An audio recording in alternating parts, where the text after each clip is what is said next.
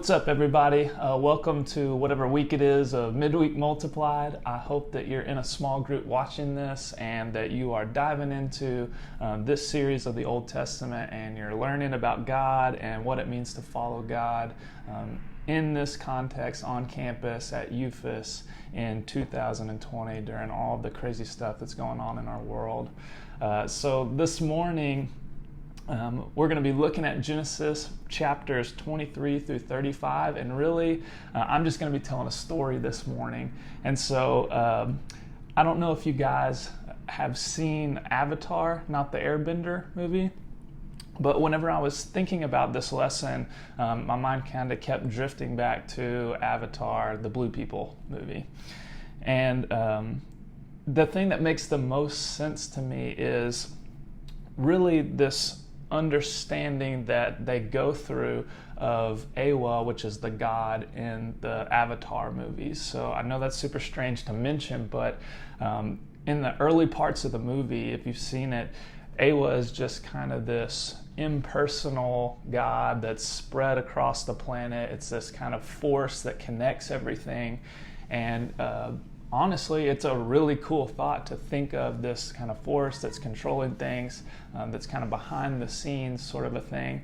But I think that there's this like pinnacle, amazing moment in the movie where people are trying to destroy the land and take over the tribe's land and area. And Jake, the main character, there's this amazing moment where his girlfriend at the time, I can't remember her name, but she says, Jake, Awa has heard you. And it's whenever the land sort of starts to fight back. So the point I'm making with this is, like, as much as we like this kind of concept of an impersonal God, this God spread throughout the land that's just kind of in the background. Like it for us as Westerners, as people here, it's almost like it gives us the warm fuzzies, like, oh, there's something behind the scenes here. We don't really know what it is. But as much as we like that, we love the pinnacle of that movie, Awa has heard you, because it's this personal God that hears us and is quite literally with us. And so I want you guys to kind of think about this story I'm about to tell. It's about to be story time at the LFC. And I want you to think about what does this story of, as we trace the line from Abraham to Isaac to Jacob, what does it say about God? And I'm just, big reveal here. I'm making the point, and I think the biblical text, I'm just highlighting it, is making the point that this is a God that walks with us. And I want y'all to pay attention to that, because that's a very different God than just this Awa kind of early concept where it's like it just spread across the land and it's impersonal. We don't quite know how it works. But this God is moving and acting and willing with these messed up human beings that we're going to see in the story to take this story in the direction that God wants it to go, so that all nations will be blessed. And so we're going to be looking at chapters 23 through 35, and I'm just going to tell a story here. So in chapter 23, when we kind of pick up from where Dylan left off, he did an amazing job, and I'm going to tie some of these thoughts into what he talked about last week. But we see that Sarah, Abraham's wife, dies in chapter 23, and Abraham buries her in the land of Canaan.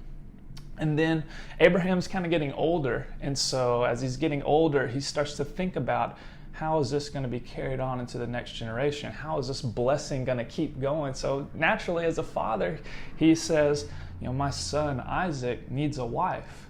And so he sends his servant back to really his homeland, kind of his clan's land. And he goes to, this servant does, because Abraham's getting older, goes to Abraham's brother's house. And Abraham's brother Nahor has this daughter, and her name is Rebecca. And I would love for you to read this chapter, because it's a really, really amazing thing that we see, with this servant praying and asking God to help him in this journey to find a woman for Isaac to marry. And God hears this man's prayers and works with them and guides his actions, and he guides Rebekah's actions. And God is really guiding this whole process, and it's fruitful. Rebekah agrees to come back and to marry Isaac, and then the story proceeds from there. But behind the scenes in all this, God is willing and acting, and he's hearing the people and guiding their thoughts or actions towards a purpose. And so then the story moves on after Rebekah and Isaac get married, and Abraham, this man that, through all nations will be blessed, he dies. So then this blessing and promise really falls, like what's going to happen? It falls to his family. It falls to his heirs. And so he's buried with his wife Sarah in the land of Canaan, and that's going to be significant later on. But right after this, when Abraham dies, God blesses Isaac. And it's keeping with this promise that through all nations, we'll be blessed through Abraham, through his family. So it's this continuation of the story, this continuation of the family. And so Isaac and Rebekah are married. Well, how are all nations going to be blessed? Because come to find out, Rebekah is barren. She can't have kids. And so how are all nations going to experience this blessing if they can't even produce a child? And it's amazing because in this story, we again see Isaac praying to God, and it said that God answered him and opened her womb, and Rebekah becomes pregnant. And what's a little twist here is she becomes pregnant with twins. And this is when things start to get super fun to read, and I hope that you're reading these chapters, but also they get really sideways too. So God foretells that there are two nations in her womb, and really that these nations will be at odds with one another, and that the younger will rule over the older one, which is unheard of during this time. The oldest son had all the birthrights, the kind of heir to the throne. And so this strange sort of prophecy and foretelling that God does comes to fruition in this story. And so these two boys are born. And you may have heard of one of them, the younger one, his name is Jacob. But his older brother, who's born first, his name is Esau. So he comes out of the womb when he's born, and he's this super hairy, red baby. And so there's going to be this interesting thing where their names, this is so important in this story, where the names have so much meaning and so much significance for what God is doing. So Esau means hairy. So he's this hairy red guy, or baby at this point. And then Jacob comes out, and it says that Jacob was clutching Esau's heel as they come out of the womb. And that might seem strange to you, but the significance there is clutching his heel was kind of this Hebrew way. It was like an idiom or a saying that meant he deceives. So coming out of the womb, you got this hairy kid, and then you got one who deceives, which is Jacob. Everyone thinks of Jacob as this Bible character, but his literal name, or I guess his metaphorical name, is one who deceives. And so Esau becomes this, kind of stereotypical picture of a man's man. It says he's a man of the open fields. He's strong. He's like a skillful hunter. And so it's like that is the person who we should be, backing. Like that is the heir apparent that nation should be built through. He's this man's man. Everything points to him. But then it talks about Jacob, and really all it says is, well, he was a man of the tents. It's like, that's a high compliment, my friend. So you have this man's man in Esau, and then you have Jacob, who's described as a man of the tents. And so in this twist of events here with Jacob and Esau, when they grow up, you have Esau, and he's out in the field, and it says that he's famished. So he must have been out hunting, we can only assume, doing something like that, something manly. And he's famished, and he comes back home. So at this point, Jacob is making this red stew.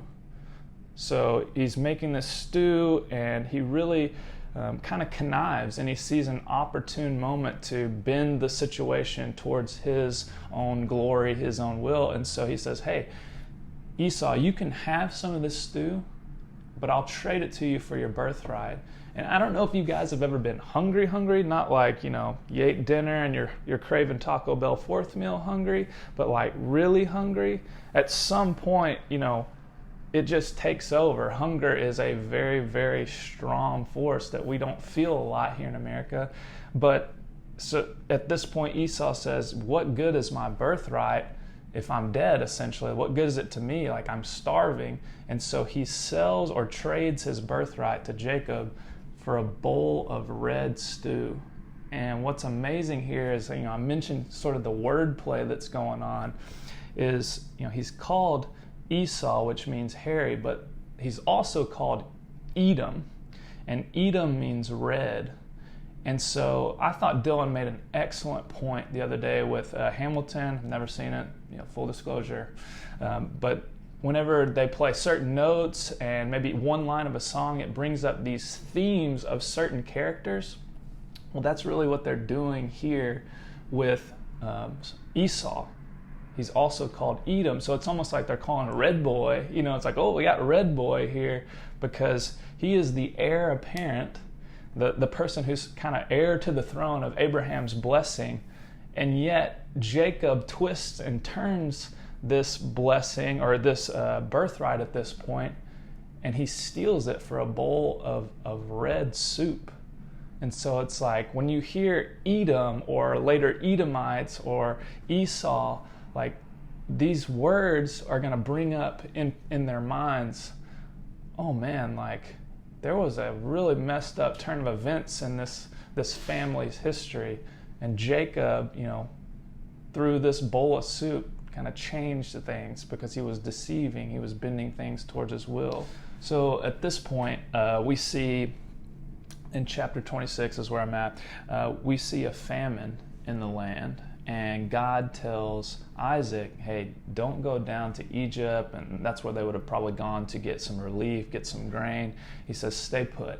So don't go down to Egypt, but I'm going to bless you. So we're going to see this blessing and this promise that was given to Abraham repeated.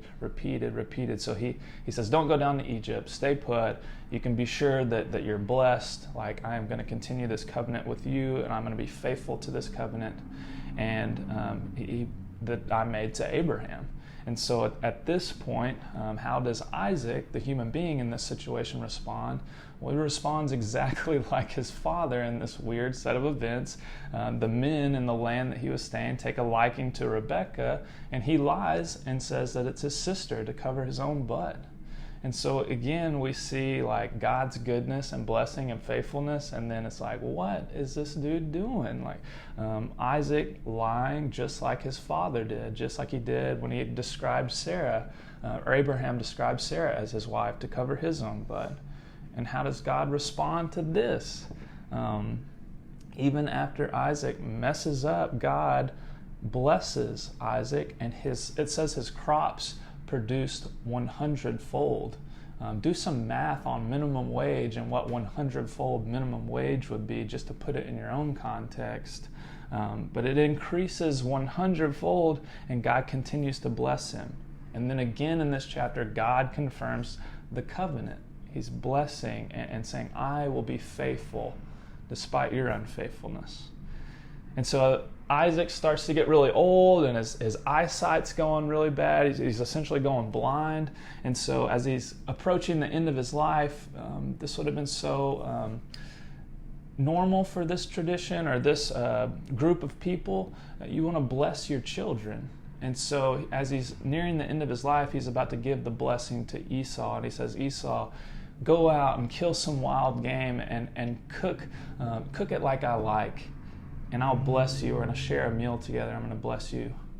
And again, we see stuff go sideways. And Rebekah and Jacob kind of devise this plan where they're going to steal this blessing. The birthright's already been stolen, but now they're going to steal this blessing. And so Rebekah says, all right, Jacob, like I'm going to prepare a meal while Esau's out in the field. I'm going to prepare it just the way that Isaac likes it. And because he's hairy, I'm going to put goat skins on your arms and on the back of your neck. And I'm even going to put Esau's clothes on you. And then you can go in, you can give him the food, you can pretend that you're Esau, and you can get the firstborn's blessing. And it's crazy. Like, I want you guys again to read this story, but it's, Isaac, these are his sons, so he knows something's kind of off with the voice. But then as Jacob is, lying to him, telling him that it's Esau, it's really sad, but as he leans in, Isaac smells Esau's clothes, and it's the smell that convinces him, oh, this really is my son Esau. So it works. Rebekah and Jacob's plan to manipulate even their own father, their own husband, it works. And Isaac blesses Jacob. And I want to read to you that blessing. It's in Genesis chapter 27, verses 27 through 29. It says this: So he went to him and kissed him. When Isaac caught the smell of his clothes, he blessed him and said, Ah, the smell of my son is like the smell of a field that the Lord has blessed. May God give you of heaven's dew and of earth's richness, and abundance of grain and new wine. May nations serve you and peoples bow down to you. Be Lord over your brothers, and may the sons of your mother bow down to you. May those who curse you be cursed, and those who bless you be blessed. So Isaac blesses Jacob, thinking it's Esau, and he gives him this amazing blessing. But then Esau comes in from the field. He comes in from his hunt, and he discovers that Isaac has already blessed Jacob, thinking it was him, and that he's been deceived. And it's really an emotional scene. It's really sad. And he's weeping at his father's bed, and he says, have you reserved no blessing for me? And this is what Isaac says to Esau. And this is chapter 27 again, verses 39 through 40. His father Isaac answered him, Your dwelling will be away from the earth's richness, away from the dew of heaven above. You will live by the sword, and you will serve your brother. But when you grow restless, you will throw off his yoke from your neck. So this is obviously an intensely emotional and deeply hurt Esau, where his birthright has been taken by a trick, and then Jacob steals his blessing. And I think it's interesting to note that probably most of you watching this video may have never heard of Esau's name, but you all probably have heard something about Jacob. And this is not some biblical character that's just like cartoon and is an amazing human being. Jacob is really this conniving mama's boy, and it's worth noting that this is the person that God chooses to use to carry on the blessing. And so it's not Esau, this heir apparent, but Jacob, even in all the mess, God chooses to carry the blessing through him. And this is an amazing thing that says something about God and his work with human beings. And so as the story progresses, we see that Esau is planning to kill Jacob. In some ways, I think we can understand that. And it's his mother, it's Jacob's mother that steps in, Rebekah, and she says, you need to go. You've got to get out of here because this is what Esau is planning to do. So you need to flee to my brother Laban's house. And we're going to see how the rest of the story plays out, really in an amazing and really twisty-turny way in just a second. So as Jacob is fleeing his brother, who's trying to kill him, when Jacob's fleeing Esau, he's on his way to his uncle's house, Laban. And along the way, we see that God does something crazy. He says, yes, like Abraham's blessing will live on through you, Jacob. And it's amazing. This says something about God that he says, knowing that we know what we know about Jacob, all the things he's done, his cheating, his lying, that Abraham's blessing will live on through you, Jacob. I mean, that is a radical, crazy thought. And so along the way, I want to read something that God says to Jacob, and this is chapter 28, verse 15. He says, I am with you, and I will watch over you wherever you go. I will bring you back to this land. I will not leave you until I've done what I have promised you. Going back to that original point I made about Avatar and the way that we perceive God, even in our society today, is maybe it's this force behind the world. Man, this is an amazing verse to say, what does the biblical text say about God? Where do we get our thoughts about God? And this God is speaking directly to Jacob, and he says, I am with you. I am walking with you. It's an amazing, that's a radical thought about the way that we think about God and the way that God is and the way that God interacts with us as humans. And so in the same spot, at this place of Bethel, Jacob lays his head down, he goes to sleep, and he has this wild dream. So some of you may have heard this before and maybe not know what it's a reference to, but this is where he goes to sleep and he sees this stairway, or you might see a staircase, a ladder maybe, but it's can be interpreted in a few different ways, but it's either staircase, ladder, but there's angels ascending and descending on this ladder, on this staircase. And he calls this place Bethel, which means house of God. So now you know where that music group's name came from. But he calls it Bethel because the angels are ascending and descending where he's at, and then God is there above it all. And so in my interpretation of this story, looking at all that we've looked at so far from Genesis 1 until now, God he wants to be with human beings. In the garden, he was with us, walking among us.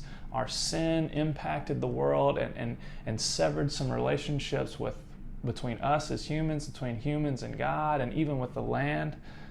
But this vision that Jacob has is, in my opinion, a way that God is saying, through you, Jacob, there will be reconnection of Father and earth, or God and humans, and heaven and earth will meet. And so it's this reversal in a way of the Tower of Babel. So how's this going to happen? Are humans going to build their way up to God? Absolutely not. God is going to come down to human beings. And I hope that you're getting chills on your arms and you're thinking about the New Testament and how this is going to play out. But ultimately, spoiler alert, God is going to come down to human beings in the form of Jesus Christ. And so it's this amazing, almost like prequel or like foreshadowing to something amazing that God is going to do through Jacob's line. God is going to come down and dwell among us. So Jacob finally makes it to his uncle's home, Laban, and Laban has these two daughters, Rachel and Leah. And almost instantly, Jacob falls in love with Rachel. And so always crack up at this, but there's some descriptions of Leah and Rachel, and it says that Leah had weak eyes, which does not sound like a compliment. I don't know if you're trying to compliment your girlfriend, but weak eyes probably shouldn't be the one you go to. But really, that means that she had nice eyes. But the way that Rachel is described, it doesn't say this in the text. Don't put that evil on me. But it's basically like Rachel is this bombshell. She's described as extremely beautiful. She's kind of stunning. And Jacob falls in love with Rachel. And he agrees to work for his uncle Laban for 7 years for her hand in marriage. So this is when, again, humans keep messing stuff up. And Laban really pulls a little sneaky on him, a quick sneaky in.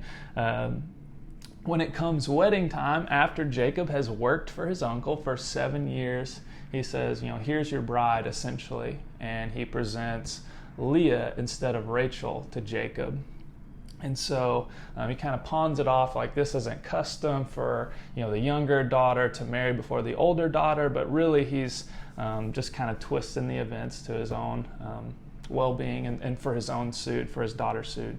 And so they're married and they consummate the marriage, but then Jacob essentially says, I really wanted to marry Rachel, and he agrees to work another 7 years if he can indeed marry Rachel this time. So right whenever and this is crazy, I like how Dylan said it last week, don't dehumanize this story. Don't make it a story. Like, these were real people. And so right whenever he finishes his wedding week with Leah, he marries Rachel. And I want you to think about that from the perspective of these two women.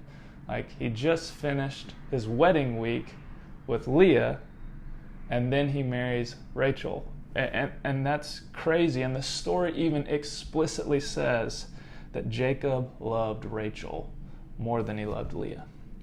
And so the Lord sees this, and he sees that Leah was not loved, and it says he opened her womb, but Rachel remains barren. And so I want to look at this story, and again, if you read this, there's so much more to this story, but I want to look specifically as these women start to have children, the names of their children, and the significance that carries for us and for this story. So Leah starts to have children because God opens her womb, and here's the name of her sons. So the first son she has is named Reuben. And this means he has seen my misery. Essentially, surely Jacob will love me now, is his name. And then we have Simeon. That means one who hears. And she names him this because the Lord has heard that she was not loved. And then she has a son named Levi, which means attached. And this one's so sad to me. She says, now maybe my husband will be attached to me. And then she has Judah, which means praise. And it says, this time I will praise the Lord. Maybe this time things will get better on this fourth son.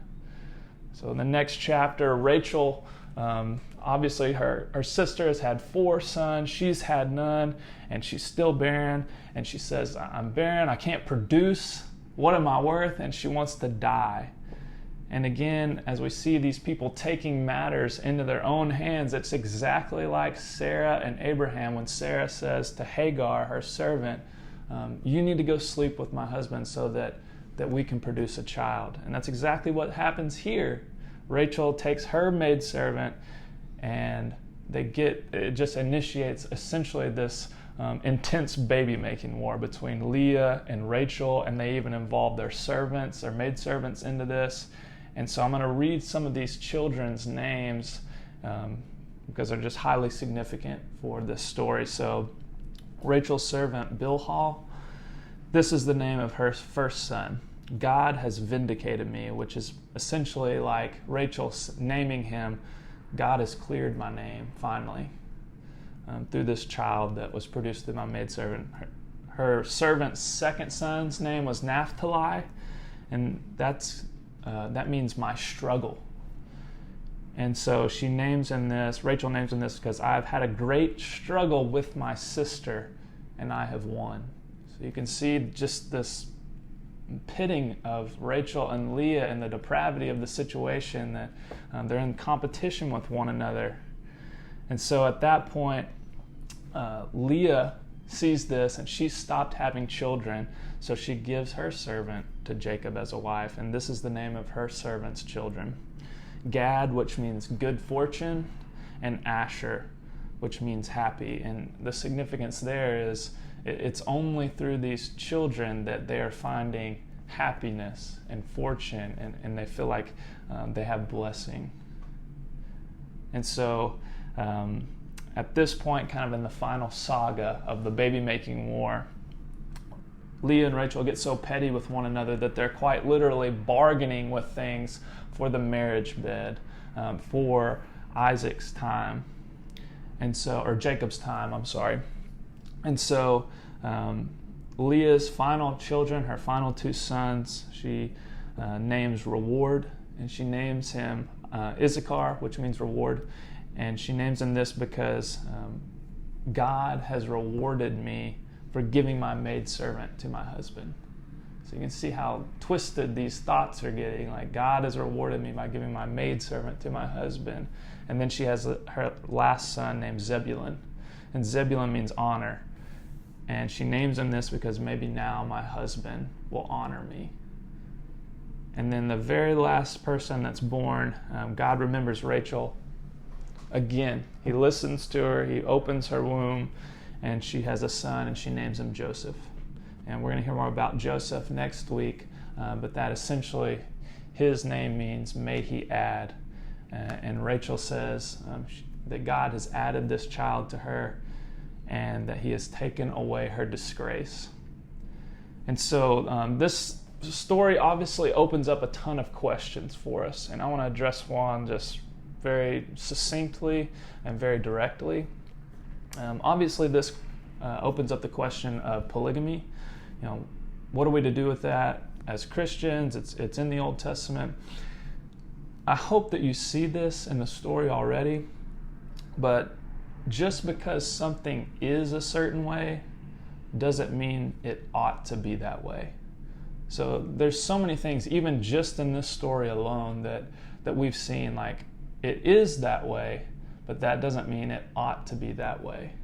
And so I think that's what's going on here with polygamy. Just because there is polygamy in the story doesn't mean there ought to be polygamy in the story. Just look at the names of their children. These sisters are pitted against one another, quite literally saying we are in competition with one another, and the winner is based on how much we produce.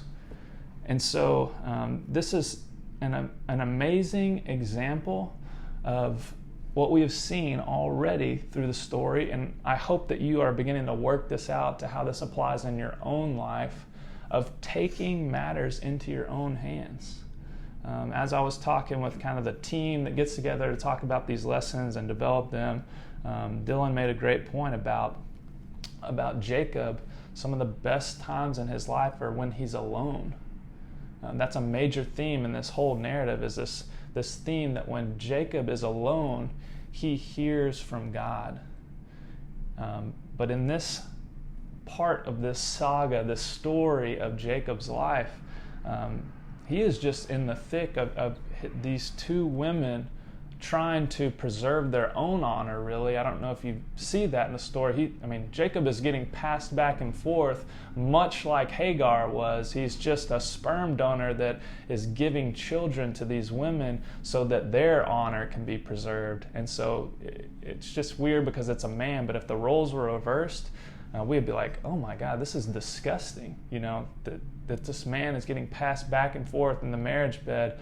But as he's in the middle of all of this, these women kind of bending things and talking about their own will and their own honor, he doesn't hear from God. He loses sight of his purpose, which goes back to Abraham's purpose, that all nations will be blessed through him.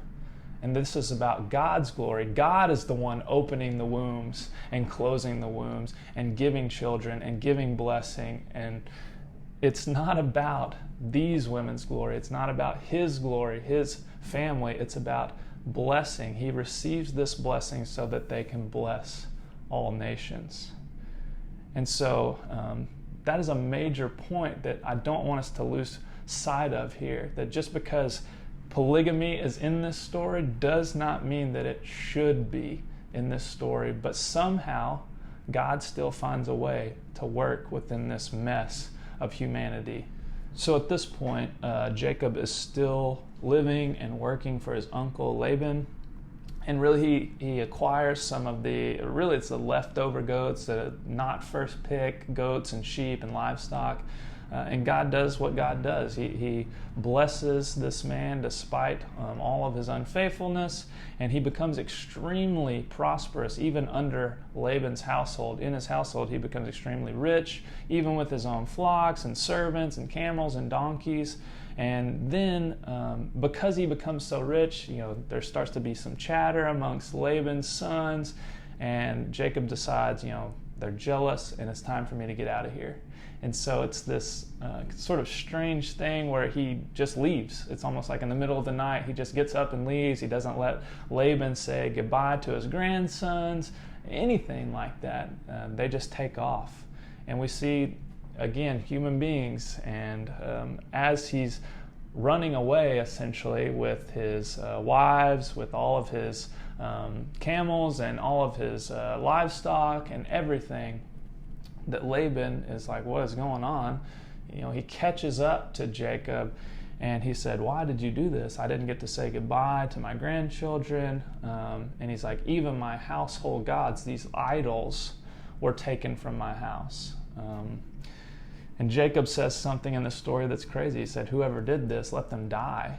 Well, big shocker, come to find out, it was Rachel, his most loved wife, that stole these household gods, these idols. And whenever Laban is searching for these idols, we see that Rachel has them in her tent, and she even puts them under her and uses her period as an excuse not to get up. And she lies to her father. So she steals these other gods' idols, or these idols to other gods, then lies to her husband, lies to her father. And I'm saying this it might sound extremely disconnected, like why is this in the story a mention? And this is such a gritty story. It is so gritty. Like, I don't know what your thoughts are on the Bible, but again, this is not these sanitized stories with everybody doing as they should and just marching towards glory and perfect world and relationships in a straight line. It's filled with little accounts like this where people are doing terrible things, worshiping other gods, lying to their husbands about it, lying to their fathers about it, using their period as an excuse to get out of it. It's just really gritty. It's not this nice, neat little story, and I think that's how God has chosen to reveal himself through these gritty stories, despite our humanity, despite all of our selfishness. And so the story continues on. Laban and Jacob make amends, and he continues on, and really Jacob is traveling with a monster entourage at this point. I mean, he is loaded in this day and age. And so let's not forget where we started. Esau. He has not seen Esau in 20 years, and he's headed home. So Jacob is headed back home. And what's waiting for Jacob back at home is, well, it's the dude, his brother, that he stole his birthright, he stole his blessing, and then disappeared for 20 years.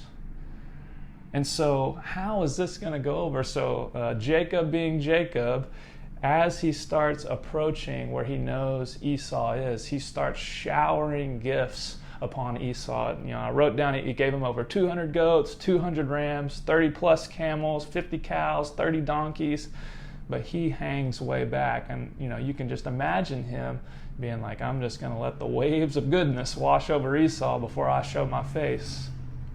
And so we see in Genesis chapter 32, verses 22 through 32. I want to read that real quick.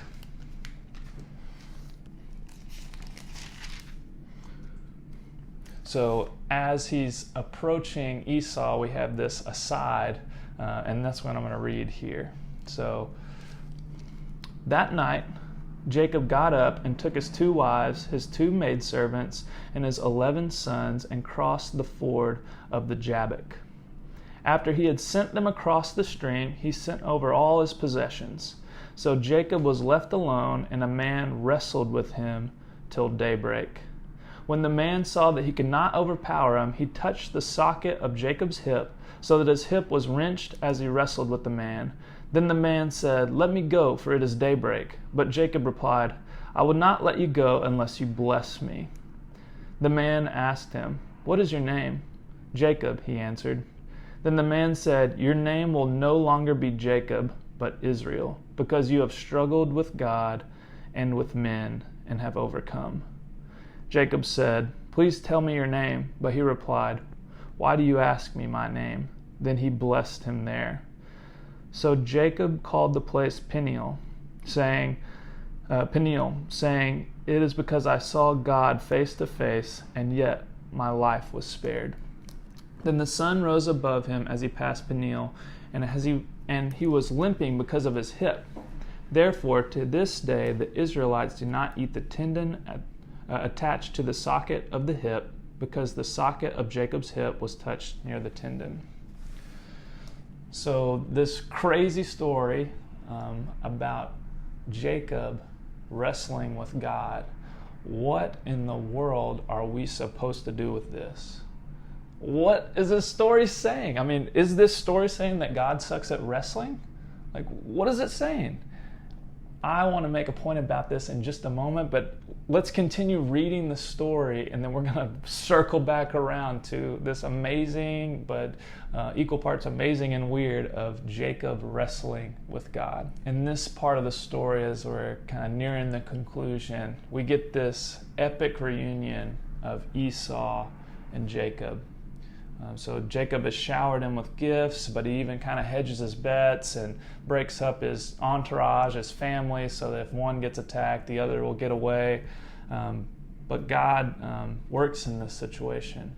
And Esau and Jacob embrace, and they kiss, and they have forgiveness. Esau forgives him.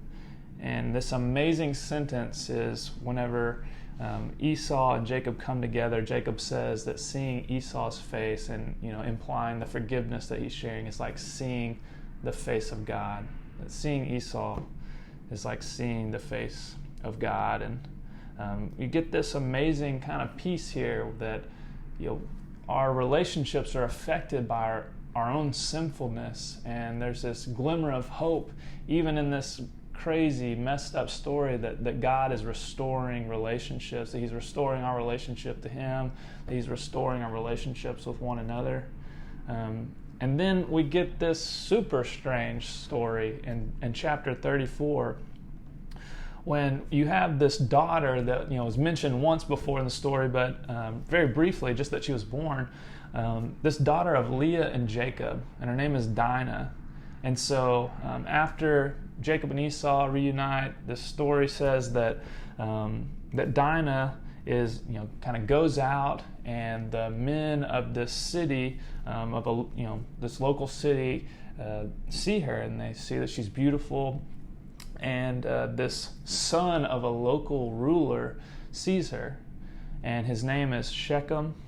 And Shechem sees Dinah, and then he rapes her.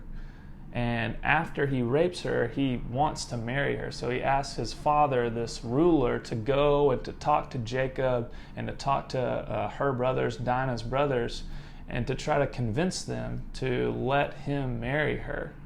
And so whenever this, Shechem's father, he goes and he does. He talks to Jacob, and he talks to her brothers, Jacob's sons, and they're trying to, he's trying to persuade Jacob to letting his son marry Dinah. Well, of course, like brothers are, whenever the brothers of Dinah hear this, they're infuriated. Like they are extremely furious and mad at the situation, at what Shechem has done to their sister Dinah. So taking matters into their own hands, they kind of develop and scheme and devise a plan. And what they tell this ruler is that we'll let your son marry our sister, but it's not right that y'all are uncircumcised. We don't intermarry with people who are uncircumcised. And so he says, if your son becomes circumcised, and all the men in your city also get circumcised, it's a deal. And so they agree to the terms and conditions. They go back to their city, and I'm sure that was a hard sell on that city. They're like, everyone's getting circumcised. And it happens. They do. Everybody, all males in the city get circumcised. And as they're still recovering, these two brothers, Levi and Simeon, they go and they attack the city while they're still essentially recovering from surgery. And they kill every male in the city, including Shechem, his father, all of them. They plunder the city, and you're like, what is happening? And so Jacob catches wind of this. It kind of implies that he was not in the loop on this plan. And he says, what have you done this for? What if they retaliate? And the story ends with this simple reply that Levi and Simeon have to their father Jacob. They say, were we to let him treat our sister like a prostitute? And that's the end of the story. And there's so much that could be said here, I could talk a long time just on this story, but again, I want to draw attention to this is not just like, oh, there just decided to be a really strange story here. This story, Genesis in particular, is very, very gritty. There are stories like this that should make your stomach turn. And it's really revealing what Genesis 1 through 11 said about humanity, that sin permeates us as human beings. So you see this atrocity committed, and then people taking matters into their own hands and committing more atrocities. And this is not a fairy tale. This is not a sanitized story. We have to come to terms with that fact, that is the way that the Bible is. This is giving us a very gritty and nasty, ugly look at ourselves as human beings. But then there's so much hope because of Genesis 12, that God says, I am going to work with you human beings. And I don't know if you notice this or I've thought about this. This story is the chosen family. It's not like this is just some random family. This is the family who God says, I'm going to bless all nations through you. There's murder, there's lying, there's all of this darkness, but God is still working through them. And it's this gritty way of saying that. And it's equal parts scary, but hopeful. And honestly, it says something beautiful about God working with us in all of our brokenness and sinfulness. So as we conclude this story, we end up kind of looping back around to the place where Jacob had that dream about angels ascending and descending on a staircase or a ladder. And Jacob returns there and he tells all of his family and people traveling with him that they're to give up their other gods or idols, and they need to purify themselves. And so I want to read a verse as after Jacob says that, and they're kind of preparing. This is what Genesis 35:3 says.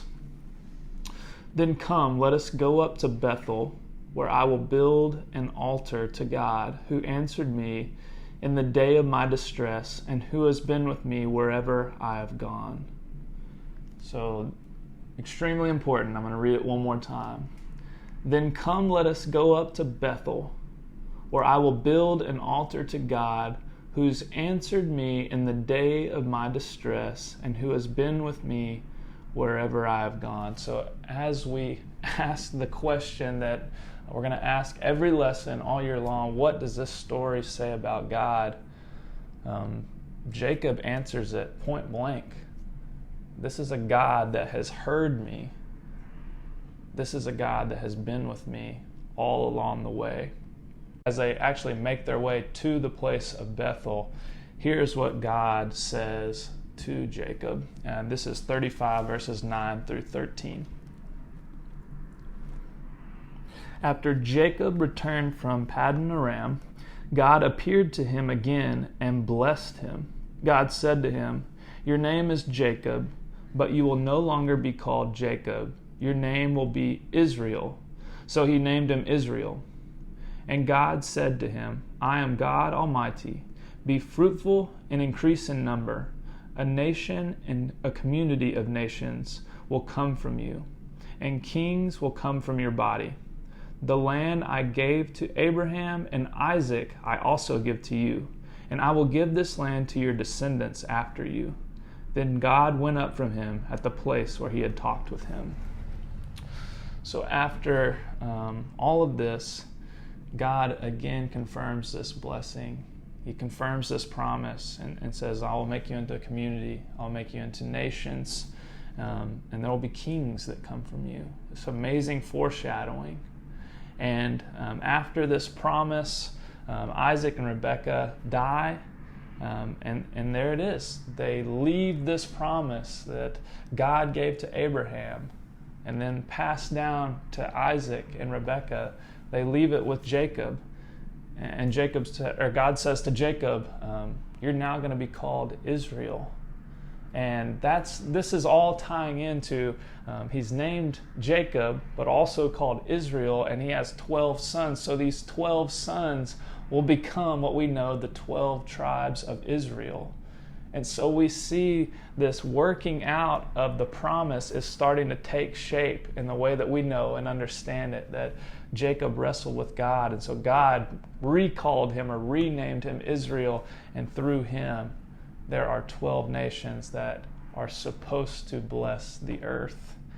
And so this story, he comes back to this wrestling. What is that about? Did God lose a wrestling match? And here's what I want you to understand from that strange story. Israel, in its very name, means struggles with God, wrestles with God. And so when Jacob's name is changed, it's saying this man has been struggling. He has been wrestling and trying to bring about his own glory, trying to bring about things as he sees fit. But every single time, it is God that brings the blessing. He may be clawing, he may be fighting, he may be lying and cheating and stealing, but it is God that brings about the blessing. And in much the same way, this nation of Israel, in its very name, will be people, and hopefully you see yourself as these people that wrestle with God, trying to bring about things as you see fit, trying to wrestle things into our own image, into our own glory, trying to bend things to our will. But God says, if you want blessing, that you'll have to wrestle with me, because that blessing comes from me. And so if you really think about this, to bring it in home to us, Jacob was the ideal American businessman. Like you like lie, you steal, you cheat, you work hard, then you work harder, then you work even harder. By the sweat of your own brow, you claw your way to the top. Whatever you have to do to get it done, get it done. By the sweat of your own hands. But that's not what we see in this story. The blessing doesn't come because Jacob did all these things. The blessing only comes because God chooses to use Jacob. That is the only reason. When we see Esau, like if you're wondering like how material things come into this, and you're like, well, Jacob was pretty blessed. So was Esau. When we see Esau in this story, he is not like some poor, beggar on the street. He also has a ton of material resources. And so what are we to do with that? If I really work hard and, try to, bless or be blessed and be good towards God and righteous, does that mean that God's going to bless me? I think that's the wrong way to think about this, because Esau was blessed with material possessions, and then Jacob was blessed. But this is about blessed to bless. And I hope that does not confuse you. The things that are given to Jacob are given to him so that he can bless others. They are a means to an end. That Jacob is blessed so that through him others could be blessed. So it doesn't mean that other people might not have blessings. I'm going to be specific about what I'm saying with blessings, like material resources or talents or anything like that. It doesn't mean that if you are a good Christian, you're going to get those things. There's other people that are not Christians that have plenty of money and plenty of talents. But the things that are given to Jacob have a purpose. That they are blessed, like God is blessing Jacob to bless the rest of the earth, quite literally. And so God is amazing in this story. It's amazing what God is doing. I hope that you see that God is fulfilling his promise to Abraham despite Abraham being a liar, despite Sarah being insecure, despite Isaac being a liar, despite Rebekah's scheming, despite Jacob, this mama's boy, cheat and liar. God even works through Leah and Rachel's baby war, that they're trying to bring their own glory and continue their own line. God works through all of that. God works through all of this despite human flaws. God is faithful. And so what does this mean for us? Like, how are we to make sense of this? So in the next few weeks, we're going to be moving into Exodus. And you may have heard the story of the burning bush. And God appears to Moses in the form of a burning bush, and he says, I am the God of Abraham, Isaac, and Jacob. I'm not the God of the dead, but of the living. That's how Jesus interprets it in the New Testament. Whenever people are questioning him, about resurrection, he quotes that verse from Exodus, and he says that you don't know the scriptures or the power of God. God is the God of Abraham, Isaac, and Jacob. He is not the God of the dead, but the God of the living. And so I want you guys to see this beautiful connection and what Jesus means when he says that, and what God means when he says, I am the God of Abraham, Isaac, and Jacob. So in the context of this story, we've seen God working through all of this brokenness that is in Abraham, that is in Isaac, that is in Jacob. And then why would God say that he's a God of those people in Exodus? Well, in Exodus, there's a people who are enslaved and they have no hope. And so when God says that to Moses in this story in Exodus, he's saying, look at what I did through Abraham, in Isaac's life, and in Jacob's life. So if I can work through that, you can be sure that you can trust me in this situation, in slavery in Egypt. And so if we carry that promise to Jesus' life, Jesus is quoting that verse saying, if God can do that through Abraham, Isaac, and Jacob's life, and God can bring people out of Egypt, they trusted in the same God who worked through that. They were freed from slavery in Egypt. Jesus himself held on to that promise that God was the God of Abraham, Isaac, and Jacob. And so he said, if God can do those things, will God not save me from death itself? Will God not be faithful to me even when it seems like there's no way that he could make good come from this? And so the question then becomes for us, do we see God as the God of Abraham, Isaac, and Jacob? And essentially this can be boiled down to, do we trust him? Do you think that you can really trust God with all of your life, with every aspect of your life? And so Dylan last week did an amazing job talking about how we are sons of Abraham, that we are a part of this spiritual family through faith, that somehow God has made a way, despite our brokenness, that we can come into Abraham's family, and by extension, Isaac and Jacob's family. And we can share in this blessing that God is going to work through us despite all of our brokenness. That is a crazy thought. And so do we see God working through this story and say, I believe in the God of Abraham, Isaac, and Jacob, in a sense that he can work through me. He can bring about blessing and fulfillment of the world, doing good in the world through me.